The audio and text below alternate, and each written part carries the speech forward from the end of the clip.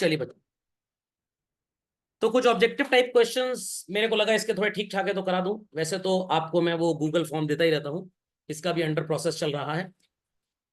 तो आपको कुछ एमसीक्यूज मिलेंगे बच्चों, कुछ ट्रू और फॉल्स मिलेंगे, कुछ फिल इन द ब्लैंक्स मिलेंगे और कुछ मैच द फॉलोइंग मिलेंगे।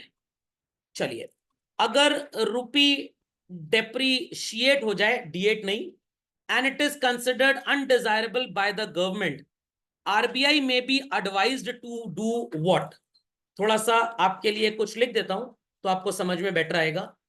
$1 अभी 80 रुपए का है और डेप्रीशिएट हो गया तो मतलब $1.88 का हो गया, करेक्ट? यही मतलब हुआ डेप्रीशिएट का चलन। तो गवर्नमेंट आरबीआई को क्या बोलेगी? डॉलर बेचने स्टार्ट करें, या डॉलर विदेश से खरीद के लाएं, या अपनी और करेंसी छापें, या tariff that is taxes import duty बढ़ा दी जाए? सोच के बताइए झटपट, वेरी क्विकली, फास्ट चल रहे। चलिए, तो सब लोग मार्क कर लें, A is the correct answer. Why A is the correct answer? जब डॉलर का दाम बढ़ जाएगा, आरबीआई अपने खजाने से डॉलर निकाल के लोगों को देने स्टार्ट करेगा। जब डॉलर की सप्लाई बढ़ेगी तो प्राइस विल गो। समझ में आ गई बात? समझ में आ गई बात? चलिए, तो अप्लाइड क्वेश्चन ही आपसे पूछे जाएंगे। Understood this? अब सर ये हंस क्यों रहा है इतना ज्यादा? सही आंसर पे हंस रहा है, दुखी पे रो रहा है। Done this? चलते हैं आगे। Which of the following events can be expected to occur as a response to an expansion of exports of India? India से आप एक्सपोर्ट कर रहे हैं चीजों को विदेश में, तो रुपी एप्रिशिएट होगा, डॉलर डेप्रिशिएट होगा, रुपी डेप्रिशिएट होगा, या सब हो जाएगा? सोचिए सोचिए सोचिए, सब हो जाएगा? सब क्यों नहीं होगा? क्योंकि सर ये दोनों आंसर तो ऑपोजिट चल रहे हैं, तो सब कैसे हो सकता है? तो इसमें अकल भी चाहिए, थोड़ा सा एमसीक्यू में ज्ञान के साथ साथ अकल भी होनी चाहिए। जब आप ज्यादा एक्सपोर्ट करेंगे तो बाहर से करेंसी आएगी कि जाएगी? आएगी। ढेर सारे डॉलर्स चले आएंगे। व्हाट विल हैपन जब ढेर सारे डॉलर्स आएंगे? तो आरबीआई कम रुपए देगा लोगों को या ज्यादा देगा? कम।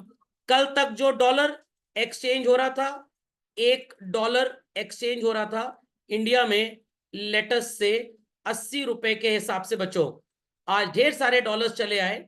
आरबीआई कह रहा है हमें नहीं चाहिए इतना पैसा, कैसे लोगों को वहां से आने से हम रोके? क्या करें? डॉलर का दाम, मैंने बोला था रिवाइज करके क्लास में आना, जो रिवाइज करके नहीं आए वो टाइम पास करें। कम कर दें, 78 हो गया, तो यहां पे रुपी एप्रिशिएट हुआ और डॉलर डेप्रिशिएट हो गया, तो आंसर ए भी होगा एज वेल एज बी भी होगा। खोपड़े में बात गई, खोपड़े में बात गई। बट अभी हमारे इंडिया में आईसीसीबीएसई कोई भी बोर्ड हो, ये दो करेक्ट वाले आंसर्स नहीं पूछता है, कोई एक ही पूछेगा। बट दोनों का मतलब एक ही है, रुपी का appreciation will lead to dollar का डेप्रिसिएशन। क्योंकि हम हिंदुस्तान में हैं तो हमारे लिए सही आंसर क्या होगा बच्चों? Appreciation of rupee. खोपड़े में बात गई सबके? समझ गए सब लोग? चलें आगे चलें। चलिए, लेट्स प्रोसीड फर्दर। डेप्रीशिएट रुपी नहीं, ये गलत प्रिंट हो गया है, एप्रिशिएट होगा। चल रहे हैं, चलते हैं आगे। At a given point of time, आपको नजर आ रहा होगा, exchange value of dollar changes from $1 equals to ₹60 से $1 इक्वल्स टू ₹65। ये रुपी डी वैल्यू हुआ बच्चों, एप्रिशिएट हुआ कि डेप्रिशिएट हुआ, कि all of the above? Rupee appreciate हुआ कि डेप्रिशिएट हुआ? डेप्रीशिएट। अकाउंटिंग मत लगा लीजिएगा सर 60 से 65 बढ़ गए तो एप्रिशिएट हो गया, नो। पहले $1 लेने के लिए कितने रुपए देने पड़ते थे? 60 रुपए ढीले करने पड़ते थे जेब से, अब थोड़ा ज्यादा। तो dollar is a stronger currency and weaker कौन सी हुई? रुपी। तो हमारा रुपी क्या हुआ बच्चों? डी वैल्यू की डेप्रीशिएट? डेप्रीशिएट। डी वैल्यू क्यों नहीं बोल सकते? क्योंकि यहां पे लिखा नहीं है ड्यू टू गवर्नमेंटल इंटरफेरेंस। अगर ये लिख के आ जाए तो आपका जवाब क्या होगा? रुपी हैज डी वैल्यू। समझ में आ गया? करेक्ट आंसर लिखते जाइए, बाकी लेक्चर इज बीइंग रिकॉर्डेड, और जो आपको मैंने नोट्स दिए उसमें भी ये क्वेश्चन आंसर शायद आपको मिलेंगे, और नहीं मिलेंगे तो टेंशन की बात नहीं है, आप रिकॉर्डिंग से इनको अपडेट कर सकते हैं। चला जाएगा बच्चों? चलिए, रुपी एप्रिशिएट, लगता है कुछ गलत मार्किंग कर दी थी मेरे एजेंट ने। चलते हैं आगे। At a given point of time ये 60 से गिर के 50 हो गया। Indians would like to go to US more and more और less and less, more and more. पहले 60 रुपए लगते थे $1 के, अब 50। अगर यूएस घूमने के लिए $1000 चाहिए तो पहले 60,000 रुपए की रिक्वायरमेंट थी, अब 50,000 रुपए की रिक्वायरमेंट है। तो बच्चों रुपी अप्रिशिएट हुआ, रिवैल्यू हुआ, डीवैल्यू हुआ, या डॉलर अप्रिशिएट हो गया? रुपी हैज अप्रिशिएटेड। खोपड़े में बात गई, मार्किंग लगता है गड़बड़ हो गई है, कोई प्रॉब्लम नहीं, मैं जो आंसर बोल रहा हूं उस पर ध्यान दीजिएगा, हो सकता है उल्टा पुल्टा मार्क हो गया हो। Increase in the value of domestic currency in terms of foreign currency. Sir मतलब थोड़ा बता दीजिए। $1 equals to ₹65, $1 equals to ₹60 and $1 equals to ₹70। दिमाग की बत्ती जलाएं, मेंटोस खाए बगैर और जवाब दें। 65 रुपए से अगर 70 रुपए हो गया तो हमारा रुपी डी वैल्यू या डेप्रिशिएट हुआ और डॉलर एप्रिशिएट। 65 से 60 अगर हो गया तो रुपी एप्रिशिएट या रीवैल्यू हुआ और डॉलर डेप्रिशिएट। अब देखते हैं क्वेश्चन क्या कह रहा है। Increase in the value of domestic currency, तीनों में से क्या बात हो रही है? अगर आप इस 60 वाले एग्जाम्पल को बेस मान ले चिल्ड्रन, सॉरी 65 वाले को बेस मान लें, व्हाट इज हैपनिंग एट 60? हमारा रुपी स्ट्रांग हुआ या रुपी वीक हुआ? रुपी वीक हो गया, स्ट्रांग, और 70 रुपए में रुपी वीक। ये है बाहुबली, समझ में क्या? अभी तक इसको खींचने के लिए 65 लोग चाहिए थे, अब इसको खींचने के लिए कितने चाहिए? 70, तो ये और बाहुबली हो गया ना। अब इसको खींचने के लिए सिर्फ 60 लोग चाहिए, ये थंगाबली हो गया। Is that clear? तो 65 से 60 होने पे रुपी क्या हो रहा है बच्चों? एप्रिशिएट या रीवैल्यू। और 65 से 70 होने पे क्या हो रहा है? डेप्रिशिएट या डी वैल्यू। तो क्वेश्चन क्या कह रहा है? Increase in the value of domestic currency. कहां पे हो रहा है बच्चों ऐसा? 65 से 70 या 65 से 60? 65 से 60। हमारी औकात बढ़ गई, वैल्यू बढ़ गई हमारी। Understood this? तो ये क्या होगा बच्चों बताइए? एप्रिसिएशन। Why not revaluation? यहां पे क्या लिखा हुआ है बच्चों?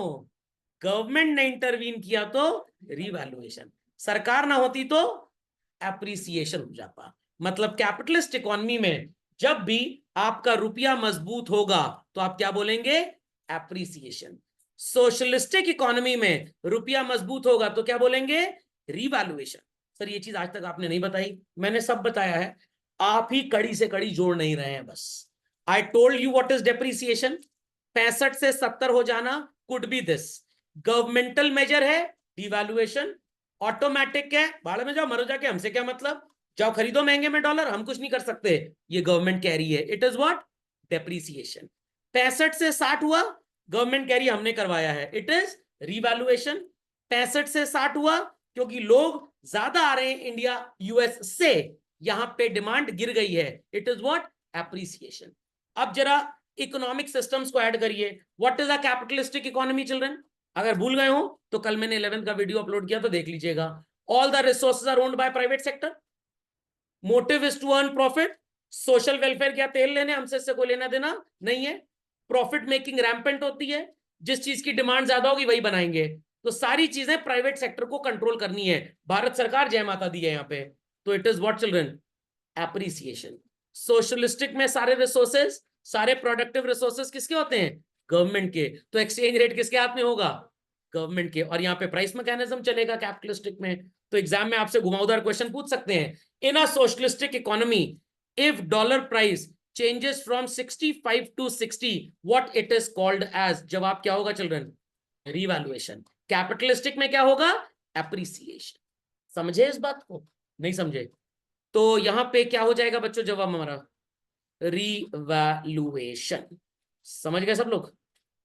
ये आंसर उल्टे परेशान हो तो ये का लगता है जिसको दिया था शीट मार्क करने के लिए उल्टा पुल्टा मार्क कर दिया। How exports are affected during appreciation of currency? फिर से 65 से 70 ये एप्रिसिएशन है बच्चों, या 65 से 60 ये एप्रिसिएशन है? 65 से 60 इंडियन करेंसी का एप्रिसिएशन यही है। कल तक आपके पापा यूएस सामान एक्सपोर्ट करते थे $1 का, उनकी जेब में कितने पैसे रुपए में आते थे? 65।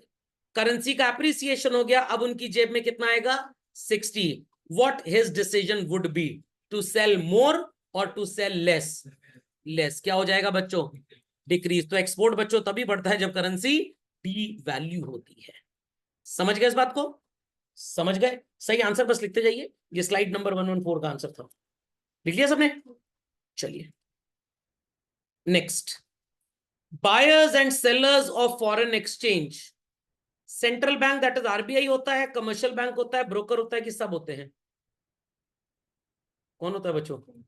Central bank. क्यों? आपको अगर फॉरेक्स चाहिए, डॉलर चाहिए, आरबीआई जाएंगे आप?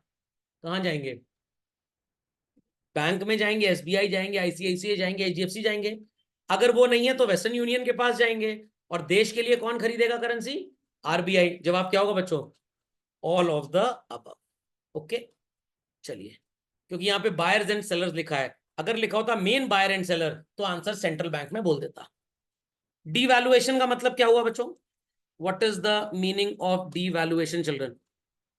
Answer, what is the meaning of devaluation? Currency 65 से 70 हो गई या 65 से 60 हो गई चिल्ड्रन?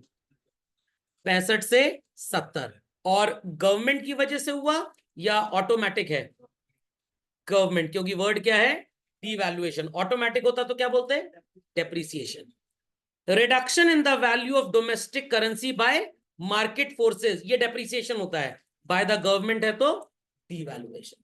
समझ में आया? मैंने कंपैरेटिव चार्ट बना के आपको एक्सप्लेन किया था जब आपको इनफॉर्मल नॉलेज दी थी इस टॉपिक की, उसी से सारे आंसर आपके आ जाएंगे। तो आपको बहुत ज्यादा किताब के पन्ने, नोट्स के पन्ने पलटने की जरूरत नहीं है, एक ही में सब कुछ छुपा हुआ है। Done this? चलिए let's proceed further.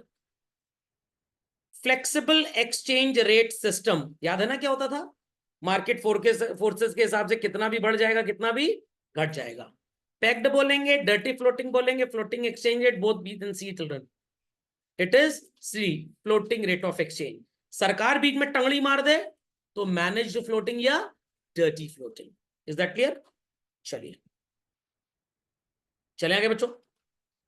Import and export of goods and services, sorry, import of goods and services ज्यादा दनादन खरीदे जा रहे हैं। जब आप दनादन खरीदेंगे यूएस से, कहीं से भी, तो you will become a debtor country और अ क्रेडिटर कंट्री।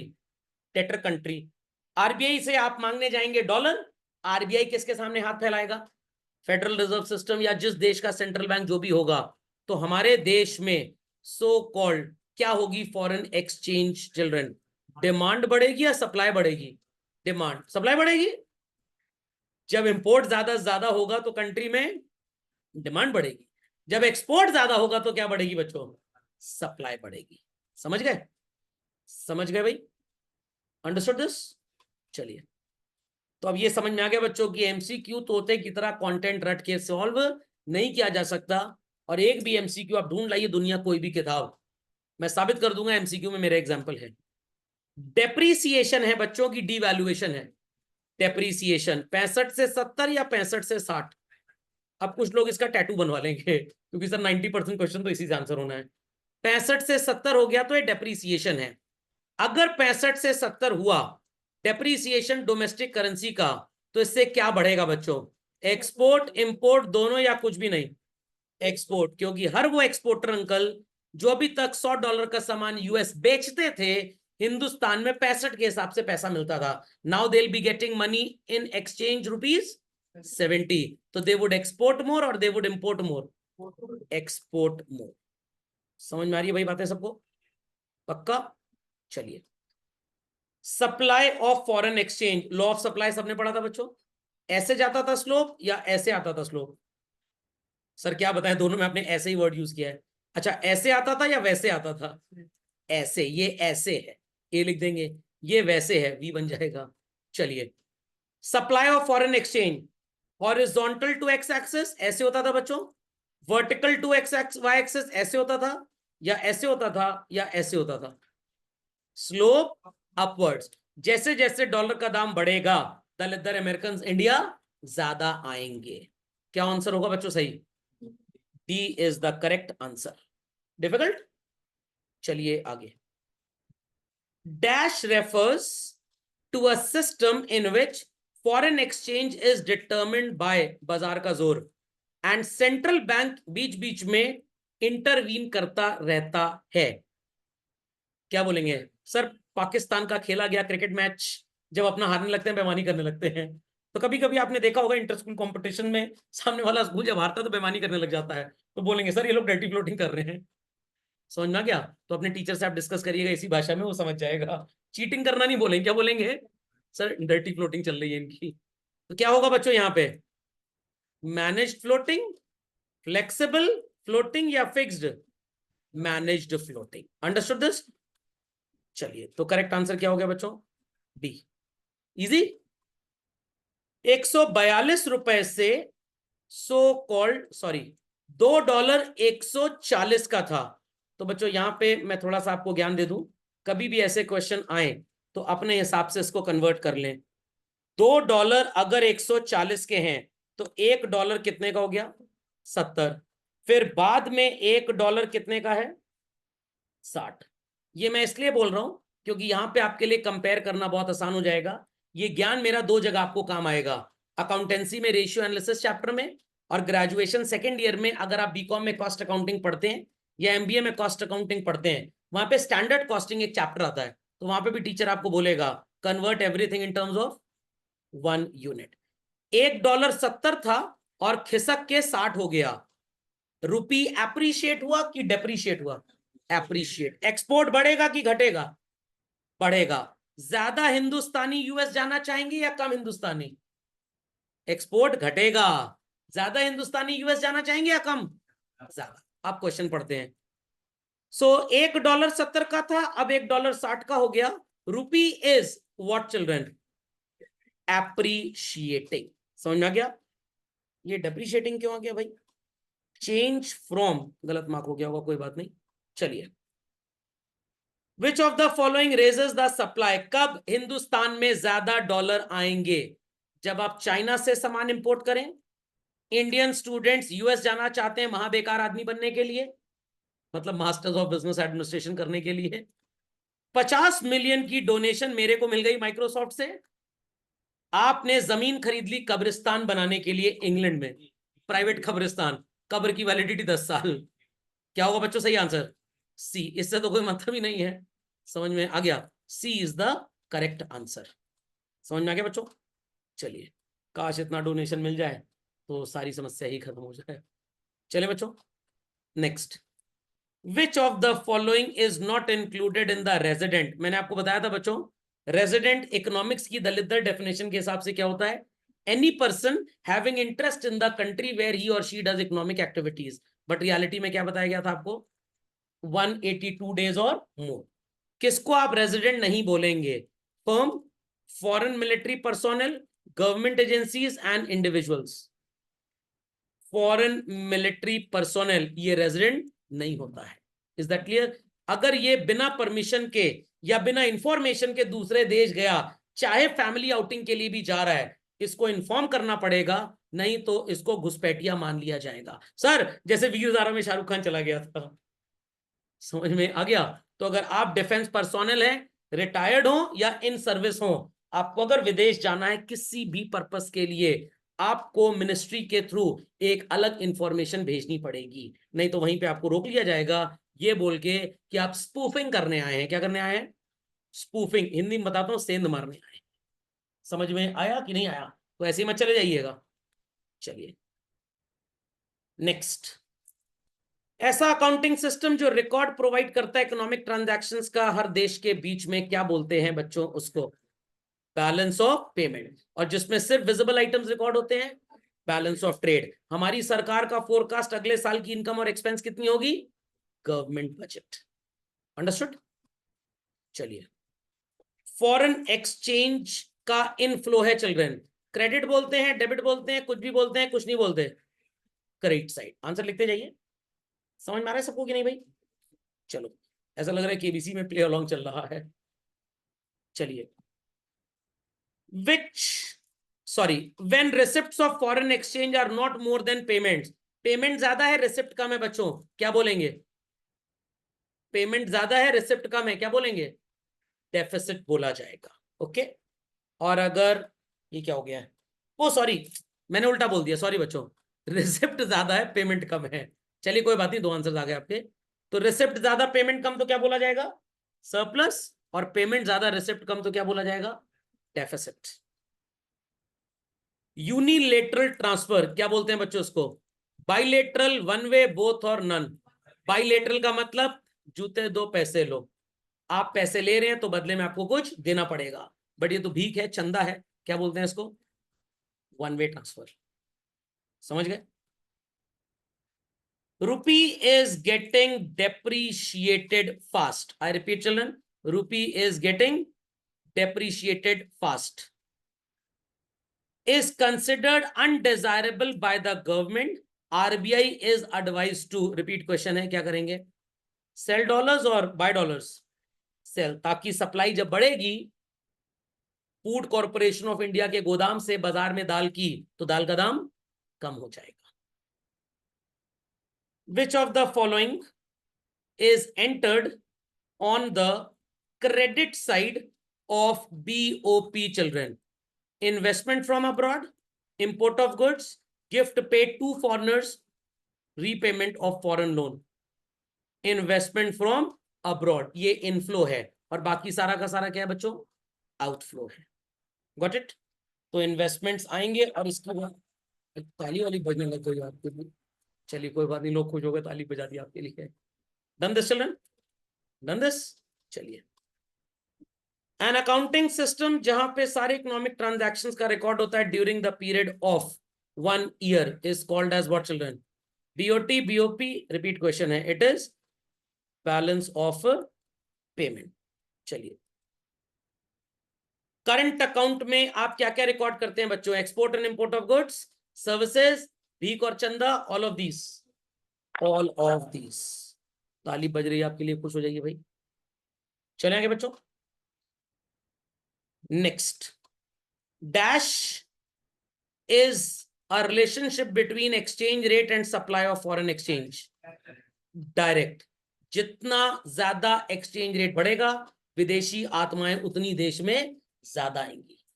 तो आंसर लिखते रहिए बच्चों, जिनको पोलियो है वो ना लिखें, बाकी सब लिखें। Done this?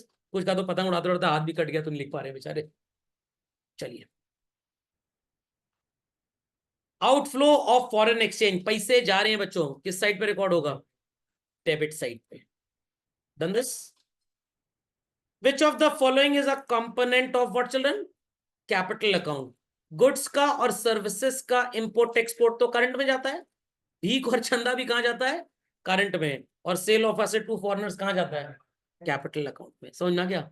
अभी एक दिन स्टूडेंट एक आया था लास्ट ईयर, अभी एग्जाम हो मेरे से मिलने, तो मैंने कहा तुमने पेपर वेपर ठीक से किया? कह रहे सर आपका जो नोट्स था बस वही पढ़ के गए थे, एमसीक्यू तो सब उसी से हो गया, ज्यादा कुछ किताब का टेक्स्ट पढ़ना ही नहीं पड़ा। क्योंकि यही चीज हमारा बोर्ड एग्जाम अब चाहता है, चाहे एससी सीबीएसई यूपी बोर्ड कुछ भी हो। अंडरस्टैंडिंग कितनी स्ट्रांग है आपकी, कितना भी किताब पढ़ लीजिए कोई फर्क नहीं पड़ेगा जब तक आपने अपने एग्जाम्पल या टीचर के एग्जाम्पल को सुना नहीं है।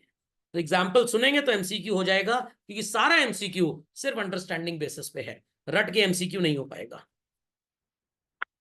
चलिए, विच of the following is included in, ध्यान से सुनिएगा बच्चों, बैलेंस ऑफ ट्रेड। जैसे ही क्वेश्चन पढ़े दिमाग में पहले वो फाइल ओपन कर ले कि भाई इसमें क्या क्या हमने पढ़ा था, तब आंसर आसान होगा। इसमें दो चीजें आती हैं, एक्सपोर्ट ऑफ गुड्स जिससे पैसे आएंगे, एंड इंपोर्ट ऑफ गुड्स जिससे पैसे जाएंगे। तो शिपिंग तो सर्विस हो गई, इंश्योरेंस भी सर्विस हो गई, ये भीख का चंदा है, क्या आएगा बच्चों? Import of goods. Simple as that. समझ में आ गया? नहीं आ गया? चलो खुश हो जाइए, ताली बज रही है। कौन सा ऐसा ट्रांजैक्शन होता है जो फाइनली अपनी डेफिसिट को कवर करने के लिए, याद रखिए मैंने आपको थ्योरम बताया था, पूरा करंट अकाउंट, कैपिटल का आखिरी छोड़े सब कुछ, अगर पैसे बच गए या तो लेंड कर दो, या तो सो कॉल्ड एसेट खरीद लो, या कोई अपना लोन रीपे कर दो, और अगर कम पड़ गए या तो बोरो कर लो, या तो किसी को लोन दिया था उससे ले लो पैसा वापस, और या तो अपनी जायदाद बेच दो। बोलते क्या है इसको बच्चों? अकोमोडेटिंग। और बाकी सब क्या है? ऑटोनोमस। समझ में आ गया? चलिए, बैलेंस ऑफ ट्रेड का डेफिसिट है 500 करोड़ का बच्चों, एक्सपोर्ट है 700 करोड़। कृपया करके इंपोर्ट की वैल्यू बताएं। एकदम सिंपल है, फॉर्मूला भूल गए हो तो बता देता हूं। POT equals to value of exports minus value of imports. BOT कितना है चिल्ड्रन हमारा? बीओटी कितना है? -500 equals to value of export कितना है बच्चों, पता है हमको? 700 and value of import could be called as x। निकाल लीजिए x की वैल्यू क्या आएगी बच्चों? 700 माइनस माइनस सो कॉल्ड 500, तो आंसर क्या होगा? 1200 करोड़। आगे answer. Which of the following is a source of demand for foreign currency? विदेशी लोग हिंदुस्तान आए, हमने सामान एक्सपोर्ट किया, हमने सामान इंपोर्ट किया, all of these children. Import करेंगे तो डिमांड बढ़ जाएगी। समझ गए? खुश हो जाइए, ताली वाली बजवा दी आपके लिए। रिसिप्ट ऑफ फॉरेन एक्सचेंज कम है बच्चों, आए कम पैसे, गए ज्यादा पैसे, पीओपी क्या होगा? डेफिसिट में चला जाएगा। सरप्लस में कब होगा बच्चों? आए ज्यादा और जाए कम। बैलेंस कब होगा? कभी नहीं होगा सर। अरे मैं ये नहीं कह रहा रियलिटी में बैलेंस कब होगा, वैसे बैलेंस कब होगा? दोनों बराबर, मतलब पापा की डांट मम्मी की चप्पल बराबर। जितने जाए, जितने लोग गए डेथ रेट, जितने आए बर्थ रेट बराबर, नो पॉपुलेशन चेंज। हाँ, रिसिप्ट ऑफ पेमेंट मतलब रिसिप्ट एंड पेमेंट, जितना एक्सपोर्ट से पैसा आएगा और इंपोर्ट से जाएगा वो इक्वल हो जाए। Inflow of foreign currency outflow के बराबर हो जाए। समझिए? चलिए, वैसे बड़ा जोवियल लग रहा है, ताली वाली बजाना, बट कोई बात नहीं। फ्लेक्सिबल एक्सचेंज रेट सिस्टम में बच्चों एक्सचेंज रेट कौन डिटरमिन करता है? भारत सरकार? नो। आरबीआई? नो, ये तो गंदे लोग हैं, जमादार हैं। एग्जाम में याद है, ऐसी याद रखिए, आरबीआई कौन है? जमादार है, डर्टी फ्लोटिंग कर रहा है। कौन डिटरमिन करेगा? Market forces. आज तक आपको मार्केट फोर्सेस नजर नहीं आई, ये झुंड होता है खरीदने वालों का और बेचने वालों का। Is that understood? चलिए, ताली बज रही है आपके लिए बच्चों। बैलेंस ऑफ पेमेंट क्या है बच्चों? फ्लो है कि स्टॉक है? ये क्या होता है सर? 11th क्लास में बेसिक टर्म्स पढ़ते टाइम मैंने इन बातों का जिक्र किया था। अभी नेशनल इनकम में आपको फिर पढ़ाऊंगा ये चीज। जो भी चीज एक पर्टिकुलर पॉइंट ऑफ टाइम पे है वो स्टॉक है। मेरी पीपीटी स्टॉक है, बट जब मैं उसको क्लासरूम में यूज करता हूं टीचिंग पर्पसेस के लिए तो वो फ्लो है। हार्ड ड्राइव में जो डेटा है वो स्टॉक, बट जो फाइल ओपन कर दी, जो रैम पे लोड हो गई, it is flow. Air conditioner room में लगाए तो स्टॉक है, जो हवा दे रहा है वो फ्लो। सिलेंडर के अंदर जो एलपीजी भरी है वो स्टॉक है, और मम्मी ने कट से ऑन किया, जो गैस जल गई वो फ्लो है। मम्मी का गुस्सा स्टॉक है, 4 कंटाप मार दी उन्होंने आपको, वो फ्लो है। आरबीआई के पास रखा हुआ पैसा स्टॉक है, जो उन्होंने कमर्शियल बैंक को दिया, कमर्शियल बैंक ने बाजार में दिया, इट्स अ फ्लो। तो balance of payment is a record of all economic transaction. कहां कहां से पैसे आए और कहां कहां गए। क्या होगा बच्चों? फ्लो होगा। जो बैलेंस ऑफ पेमेंट का रिजल्टेंट होगा, सरप्लस और deficit, that is stock. Balance of payment में तो आप सब कुछ रिकॉर्ड करते हैं ना? नहीं, पर्टिकुलर पॉइंट ऑफ टाइम में नहीं बनता है, पर्टिकुलर पॉइंट ऑफ टाइम पे तो उसका सरप्लस और डेफिसिट निकलता है। बैलेंस ऑफ पेमेंट की डेफिनेशन क्या है? It is a record, it is a record. कोई बैलेंस शीट थोड़ा है बिजनेस की। Balance sheet is a stock, trading PL is flow. पूरे साल भर के ट्रांजैक्शन उसमें रिकॉर्ड होते हैं। तो जो बैलेंस ऑफ पेमेंट का आंसर आएगा बच्चों, दैट विल बी स्टॉक। बाकी क्या होगा? फ्लो होगा। समझ गए इस बात को? चलिए, समझ गए। डीवैल्यूएशन, जैसे ही कोई चीज सुने मैंने आपको बोला दिमाग में दौड़ा ले क्या है। भारत सरकार ने आपके साथ एक अग्रीमेंट किया। आप कौन है सर? आप हैं अमेरिका की गवर्नमेंट, कि डॉलर का दाम कुछ दिन के लिए बढ़ा दो ताकि रुपए की वैल्यू गिर जाए। ये कहां पे होता है बच्चों? फ्लेक्सिबल में होता है कि फिक्स्ड में होता है? क्या ये फ्लेक्सिबल में होता है कि फिक्स्ड में होता है? फ्लेक्सिबल में होगा। फ्लेक्सिबल में डिवैल्यूएशन होता है कि डेप्रिसिएशन होता है? डेप्रिसिएशन। तो ये कहां पे होगा? ये डर्टी फ्लोटिंग में होगा। तो आंसर इज नाइदर ए और बी। समझ गए? फिक्स यहां पे हो सकता है, मार्क कर दिया होगा मेरे एजेंट ने सुन के कि सर फिक्स रहेगा एक्सचेंज रेट। नहीं, ये डिवैल्यूएशन जब भी होगा, क्योंकि फिक्स तो चलता ही नहीं है, सिस्टम 1972 में कोलैप्स कर गया है। आइए बच्चों, 60 रुपए से बढ़ के 62 रुपए हो गया डॉलर, क्या इंडिकेट कर रहा है बच्चों? डेप्रीशिएट हो गया कि एप्रिशिएट हो गया? डेप्रीशिएट हो गया। ज्यादा थाली बच जा रही है। Net balance of visible trade, visible trade किसको बोलते हैं बच्चों हम लोग? Balance of trade, very good, goods को। इनविजिबल ट्रेड होता है बैलेंस ऑफ इनविजिबल्स, इसी में यूनिलेटरल भी आता है। ये सारी चीजें कहां पे मिलेंगी आपको? Current account. और अगर सिर्फ इसकी बात की होती तो आंसर क्या था? Balance of trade. और अगर यहां पे आप नॉन रेकरिंग वालों को भी जोड़ लीजिए तो सब मिला के क्या बन जाता? Balance of payment. तो एक ही क्वेश्चन में काफी एनालिसिस किया करिए कि दूसरा आंसर कब हो सकता था, तो थोड़ा ज्ञान ज्यादा आएगा आपके अंदर। अंडरस्टूड? फॉरेन एक्सचेंज का डिमांड कर्व कैसा होता है बच्चों? ऐसा होता है डाउनवर्ड स्लोपिंग, ऐसा होता है upward rising, parallel to X axis या parallel to Y? It is always downward sloping. Answer is A. कभी भी डिमांड के बारे में पूछें तो लॉ ऑफ डिमांड, सप्लाई के बारे में पूछें तो law of supply. Indian rupee is appreciated in terms of pounds. लिख लें बच्चों पहले, 1 पाउंड स्टर्लिंग, चलिए पीएस लिख लेते हैं, 1 पाउंड स्टर्लिंग इक्वल्स टू ₹93। ये हो गया कुछ दिन बाद what is called as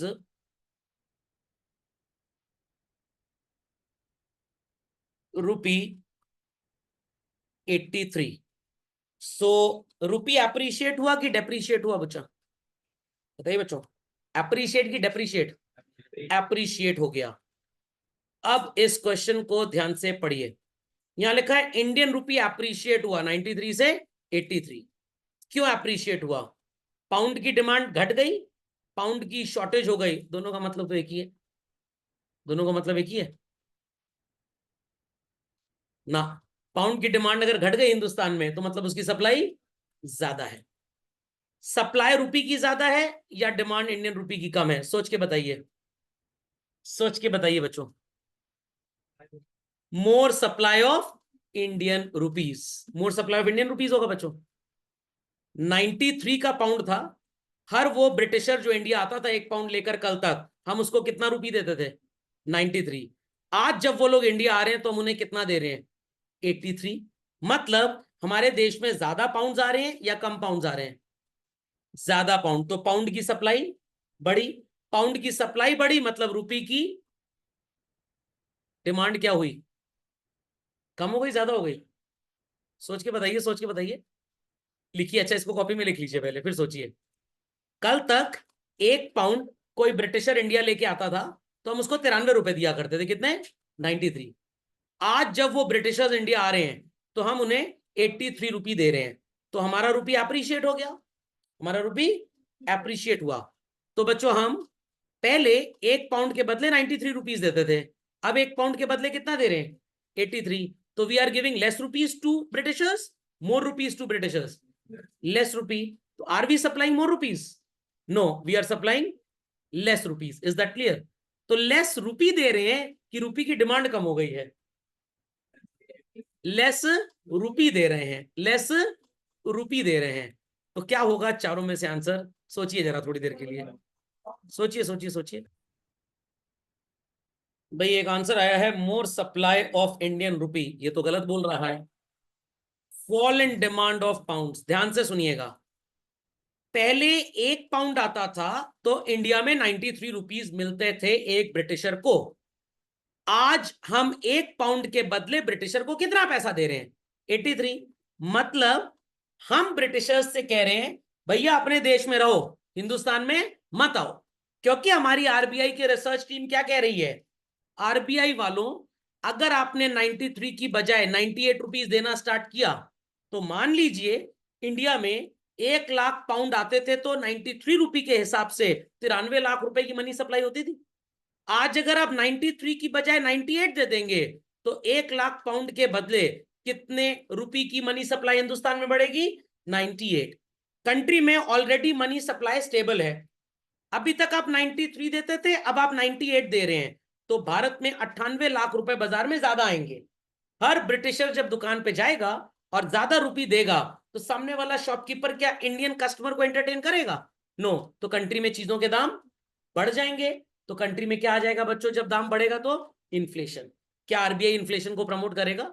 no, मर जाएगा इंडियन कस्टमर। तो आरबीआई कहेगा अब इनको रेस्ट्रिक्ट करो, फ्लाइट्स बैन कर दें हम लोग, पॉसिबल नहीं है। जो लोग फ्लाइट से करें हॉकी से मारे उनको, नो। डॉलर का, सॉरी, पाउंड स्टर्लिंग का दाम गिरा दीजिए। पहले आप 1 पाउंड के बदले ब्रिटिशर्स को कितने रुपए देते थे?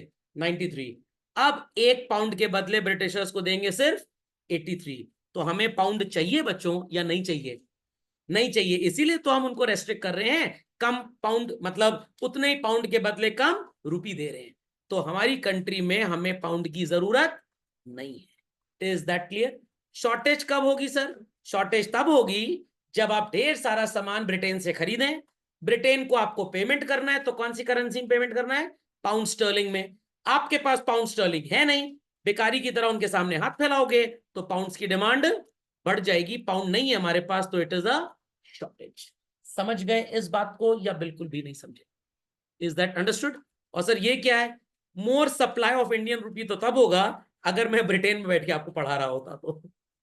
खोपड़े में बात गई कि नहीं गई? और ध्यान से देखिए, कल तक 1 पाउंड के बदले कितने रुपए की सप्लाई थी? 93। आज कितने की है? तो less supply of Indian rupee की मोर सप्लाई? लेस। तो ये आंसर तो गलत हो गया। हमने इंपोर्ट तो किया नहीं, हमें पाउंड चाहिए नहीं, ये भी गलत हो गया। सर इसका क्या मतलब? वो लेस डिमांड, उनके देश में डिमांड तो है बट हम उनको रेस्ट्रिक्ट करना चाहते हैं, इसलिए कम रुपीस दे रहे हैं। तो ये आंसर नॉट एप्लीकेबल है, ये भी नॉट एप्लीकेबल है। और ये आपको साफ साफ नजर आ रहा है, 93 रुपी की बजाय 83 रुपी आप उनको दे रहे हैं। तो आप पाउंड्स की जो भी उनसे रिक्वायरमेंट ले रहे हैं, बदले में रुपी आप उनको थोड़ा कम दे रहे हैं। तो ये दोनों इनवैलिड आंसर हैं और ये हो नहीं रहा है। तो what is the correct answer? Indians को पाउंड्स की जरूरत नहीं है। कितनी बार आपको मैंने समझाया था डॉलर पढ़ाते समय कि ढेर सारे लोग वहां से आएंगे, अगर हम ज्यादा पैसा उनको कन्वर्ट करके देंगे तो हमारे देश में मनी सप्लाई बढ़ जाएगी। समझ में आई बात? हाँ बोलिए बोलिए। मोर सप्लाई ऑफ इंडियन रुपी तब होता मालविया जी जब हम ब्रिटेन में बैठ के लेक्चर ले रहे होते हैं। समझ में आ गया? हम तो इंडिया के पर्सपेक्टिव से पढ़ रहे हैं क्योंकि यहां लिखा है Indian rupee is appreciated. What? Indian rupee. समझ में आ गया? समझ में आ गया? तो अगर आप ब्रिटेन में स्टूडेंट होते तो आपका ये आंसर होता, तब ये गलत हो जाता फिर। ओके चलिए, चलें आगे बच्चों। Dash refers to the difference between export and import of visible items बच्चों। What is the answer? Balance of trade. Understood this? Export of goods and services से क्या होता है बच्चों? ज्यादा से ज्यादा एक्सपोर्ट होगा, फॉरेन एक्सचेंज पे क्या असर पड़ेगा? Raises what? Demand for foreign exchange और सप्लाई दोनों या कुछ भी नहीं? सप्लाई बढ़ जाएगी, ज्यादा विदेशी मुद्रा हिंदुस्तान आएगी। बीओपी कैसे कैलकुलेट किया जाता है? Do answer children, how do we calculate balance of payment? Difference between invisible items, visible items, internal flow and external flow of gold, all receipts and payments, all. D is the correct answer. समझ गए? BOP equilibrium में कब होगा बच्चों? Current account capital account का balance जब zero ना हो, करंट अकाउंट कैपिटल अकाउंट जोड़ के पॉजिटिव आए, करंट अकाउंट और कैपिटल अकाउंट जोड़ के नेगेटिव आए, ऑल ऑफ दीज। डिसइक्विलिब्रियम क्या होगा? All of these. Not zero है मतलब या तो पॉजिटिव है तो नेगेटिव, और अगर इक्वल आ जाए तो ये क्या हो जाएगा? इक्विलिब्रियम। Got it? चलिए, ये लगता है गड़बड़ माफ हो गया, not to worry. Which of the following transaction is और आर रिकॉर्डेड इन बीओपी है बच्चों? BOP, goods and services, transfer from one country to another, both और नन? Both is the correct answer. चलिए, other things remaining same when a country market price of foreign exchange falls. ये कैसे होगा sir? ये ऐसे होगा, कल तक 1 पाउंड कितने रुपए का था चिल्ड्रन? 93। आज वो पाउंड स्टर्लिंग हो गया 98 का।